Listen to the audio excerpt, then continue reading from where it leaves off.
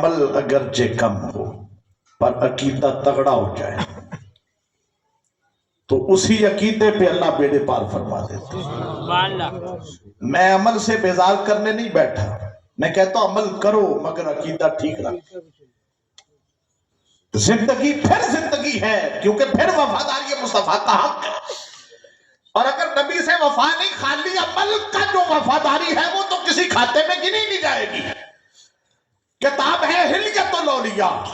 لکھی محدث ابو نعیم نے فی الحلیۃ ابو نعیم من اوہ ابن منبہ ان رجل من بنی اسرائیل صلی اللہ تعالی میات سنہ ثم مات فالقه فی مقبل اوہ اللہ تعالی الى موسیٰ ان نخرج وصلی علیہ قال موسیٰ الہنا ان بنی اسرائیل قد شاہدوا انہ وزاق میات سنہ اوہ اللہ تعالی الى موسیٰ حقذا کل من نشرت تراتا نظر علی اسم محمد فقبلہ ووضع علیہ فشکرت له ذلك فغفرت له وزویته 70 حورا۔ حضرت وہب ابن منبہ راوی ہے، بنی اسرائیل کا بندہ مر گیا 100 سال کا پاپی، بنی اسرائیل نے کھینچ کے ڈھیر میں پھینک دیا، اور اللہ تعالیٰ علیہ موسیٰ نخرج وصلی علیہ، اللہ نے جناب کریم کی طرف واج کی، اے کریم اسے اٹھاؤ، نماز جنازہ پڑھو، اس کو دفن کرو۔ قال موسیٰ الہنا ان بنی اسرائیل انہو قد شاہدوا انہ وزاق میات سنہ، مولا بنی اسرائیل گواہی دیتے ہیں یہ 100 سال کا پاپی ہے، میں اتنی عزت دوں گا، یہ پوچھیں گے کیا جواب دوں گا؟ اور اللہ تعالیٰ علیہ موسیٰ حقذا، اللہ نے جناب کریم کی طرف واج کی، یہ 100 سال کا پاپی ہے، بات یوں ہی ہے، 100 سال کا گناہگار ہے، بات یوں ہی ہے، 100 سال کا سیاکار ہے، بات یوں ہی ہے، پر کلما نشر تورات نظر علی اسم محمد،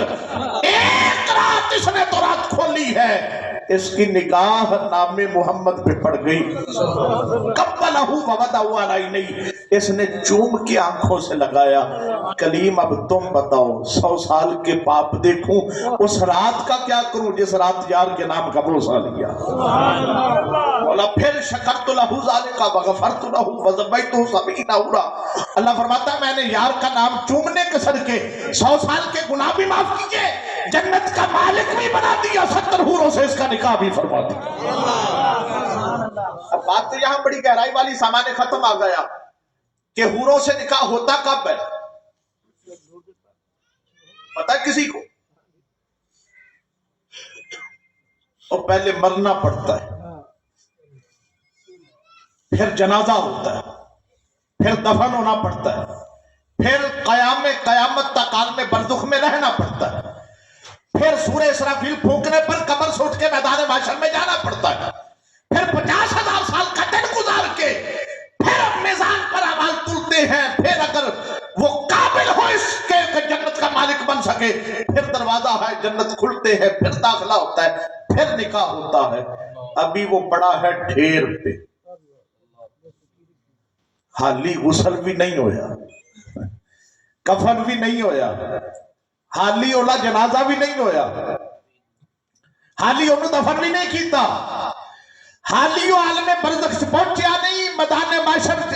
اپڑیا نہیں، میزان تے اعمال تلے نہیں، جنت تے دروازے کھلے نہیں، جنت میں داخل نہیں ہویا۔ اللہ فرماتا ہے زوجتو، یہ ماضی دا صیغہ ہے، گرامیٹیکلی بتا رہا ہوں، زوجتو بھی ماضی، شکرتو بھی ماضی، غفرتو بھی ماضی۔ اللہ فرماتا ہے میں نے نکاح کر بھی دیا ہے، معاف کر بھی دیا ہے، جنت عطا بھی فرما دی ہے۔ مولا پروسس تو یہی ہے کہ پہلے مرو، پھر غسل ہو، کفن دفن ہو، پھر قبر میں رہو، پھر حشر میں پہنچو، پھر دروازہ ہے جنت کھلے، پھر داخلہ ہو تو حوروں سے نکاح ہو۔ مولا ابھی تو وہ پڑھا ہے، گفتگو ہو رہی ہے کہ مولا اگر میں اس کا جنازہ پڑھوں تو پھر یہ بنی اسرائیل پوچھیں گے تو کیا کہوں گا؟ ابھی بات ہی ہو رہی تو فرما رہا ہے زوجتہ 70 حورا، 70 حوروں سے نکاح بھی کر دیا ہے۔ فرمایا وہ ہے میرا قانون، یہ ہے میری قدرت۔